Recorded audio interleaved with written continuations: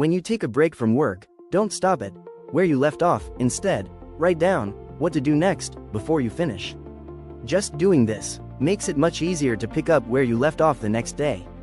That's because the hardest part of work isn't the task itself, but the time it takes to remember where to start again. I used to close my work only after finishing at a natural stopping point. At first glance, it seems like a neat way to finish. But the next day, after opening the file, I'd have to first remember where I left off yesterday. What was I planning to fix? What was I going to write next? Which documents did I need to refer to? Just confirming these details took up a surprising amount of time and energy. And because getting back into it was such a hassle, I'd often end up putting it off. So I changed my approach. Before finishing my work, I started using just the last minute to jot down a note on what to do next.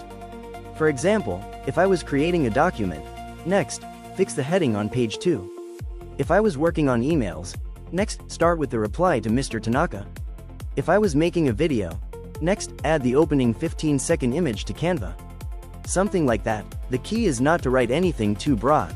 Instead of work on the presentation, write revise the heading on page 2. Instead of make a video, write choose one background track. Instead of reply to emails, write reply to the top 3 unanswered emails.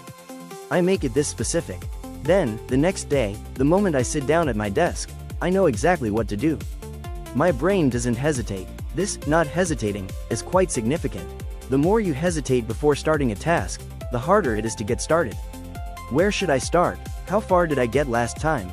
Should I do this one first? As these small hesitations pile up, your brain gets tired before you even begin. But when your next step is written down, getting started becomes much easier. Personally, what worked best for me was deliberately stopping a little short. Instead of finishing at a perfectly natural stopping point, I leave things in a state that makes it easy to pick up where I left off. For example, with writing, I'll just write the next heading and stop. With presentations, I'll put just the title on a blank slide and stop. With a to-do list, I'll put only the next item at the top and stop. That way, next time, I don't have to start from scratch. Since the entry point is already prepared, it becomes much easier to pick up where you left off.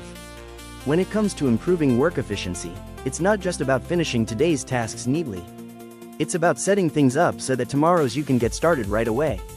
So starting today, in the last minute before you finish your work, try writing this down.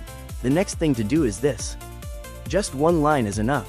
That single line will make tomorrow's start much easier for you.